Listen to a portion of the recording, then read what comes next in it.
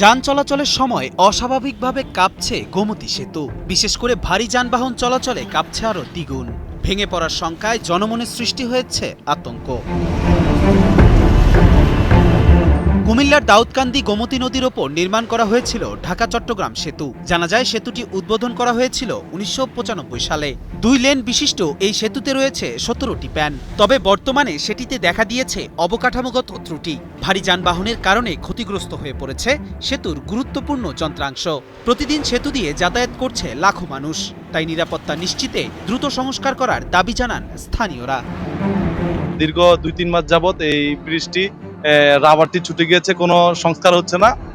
আমি দ্রুত roads and highway এবং যারা স্থানীয় প্রশাসনের দায়িত্ব আছে তাদের কাছে আকুল আবেদন করছি এটি দ্রুত সংস্কার করার জন্য। পদ্মা সেতু, মেট্রো রেল এবং এলিভেটেড এক্সপ্রেসওয়ে নির্মাণের গর্বিত অংশীদার বসুন্ধরা সিমেন্ট। আমরা সাধারণ জনগণ হিসেবে চাই এই সেতুটি খুব দ্রুতই মেরামত হোক, কারণ এই সেতুটি দিয়ে প্রতিদিন অনেক লক্ষ লক্ষ মানুষ পুরো বাংলাদেশের যাতায়াত। কারণ আপনারা জানেন যে এটি ঢাকা এবং চট্টগ্রামের মহাসড়ক।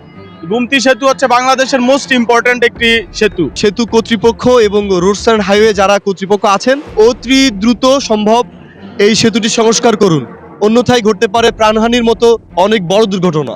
দ্রুত সংস্কার কাজ সম্পন্ন করার আশ্বাস দেন নারায়ণগঞ্জের নির্বাহী প্রকৌশলী। এই বিষয়টা আমরা অবগত আছি, এটা গত ৩-৪ দিন ধরে আমরা খেয়াল করছি।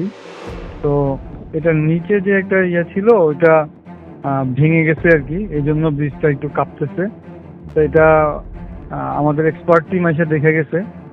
আমরা আশা করি আগামীকাল থেকে বা পরের দিন থেকে আমরা পুরোপুরি নতুন ব্রিজটা, ডাইন পাশে যে নতুন ব্রিজটা আছে ঢাকামুখী, ওইটা দিয়ে আমরা ঢাকা এবং চট্টগ্রাম দুই ডিরেকশনে আমরা গাড়ি চালাবো। আর এই ব্রিজটা কিছুদিন আমরা বন্ধ রেখে আমরা এই কাজটা সম্পন্ন করবো আর কি। ঢাকা চট্টগ্রাম মহাসড়কের লাইফলাইন গোমতী সেতুটি দ্রুত সংস্কার করা হলে বেঁচে যাবে লাখো মানুষের প্রাণ, যাতায়াত করতে পারবে অনায়াসে। আহনাব তিহামির পাঠানো তথ্যচিত্রে ডেস্ক রিপোর্ট, কালের কণ্ঠ।